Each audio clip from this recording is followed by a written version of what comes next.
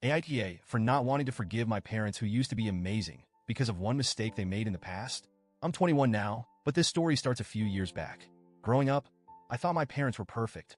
They were supportive, attentive, and I honestly felt like I had one of those picture-perfect families. My parents were there for me and my two siblings, attending every school event, helping with homework, and even joining in on silly traditions like family pizza night. They were always reliable, the kind of parents you could call on for anything. Except for one rule they kept firm: no phone calls after 10 p.m. From as far back as I can remember, every night at 10 p.m. sharp, both of their phones would go on, do not disturb. They said it was their time to unwind, to escape the demands of work and parenting for a few hours. They were clear with us about it too. If it's an emergency, they'd say, call again in the morning. If we get a call in the middle of the night, we won't be answering. Even though I was young, I respected their boundaries.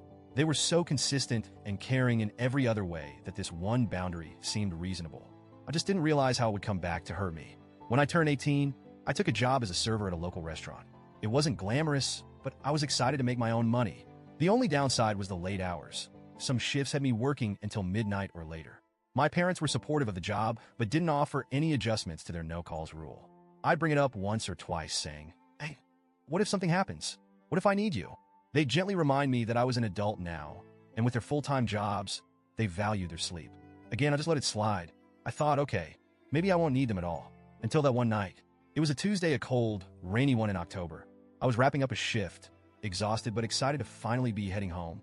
As I drove, the rain started coming down harder, turning the road slick. I don't remember exactly what happened next, but I know I hit a patch of water and lost control of my car. The next thing I remember was the world spinning around me, glass shattering, my head slamming into something hard. And then, darkness. I woke up in a daze, my whole body screaming in pain. My leg was twisted at an unnatural angle, and blood was trickling down my face. I was disoriented, panicked, and all I could think was I need my parents. With trembling hands, I grabbed my phone and dialed my mom. Straight to voicemail. My dad's number? Same thing. My heart sank as I realized they'd kept their phones on, do not disturb, like every other night. Desperation took over, and I called them over and over, hoping that, just this once, they'd feel something, anything, and pick up. But they didn't. I felt this overwhelming sense of abandonment right then. Here I was alone in the middle of a terrifying night, needing the people who promised to always be there. I needed them, but they weren't coming. In a fog of pain and panic, I managed to call my grandparents. Thank God, they picked up.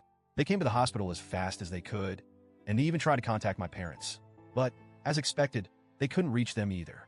By the time my parents finally saw the calls, I was already out of surgery. They arrived at the hospital around 7 a.m., visibly shaken and devastated by what had happened.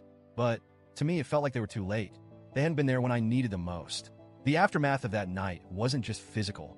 It changed me on a fundamental level. I didn't just suffer injuries.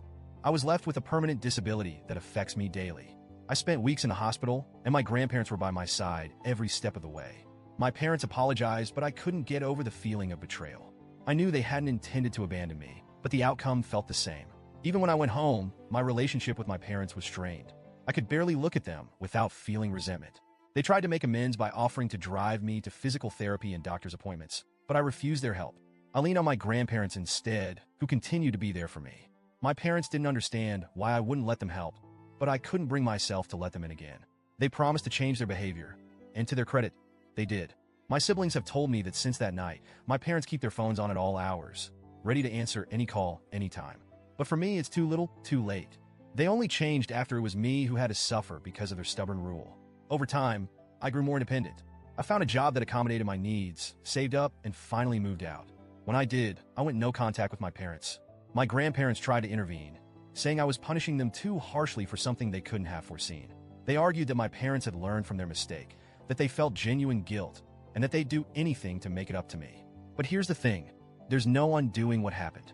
That night is seared into my memory as one of the most traumatic moments of my life. And I went through it alone because they weren't there.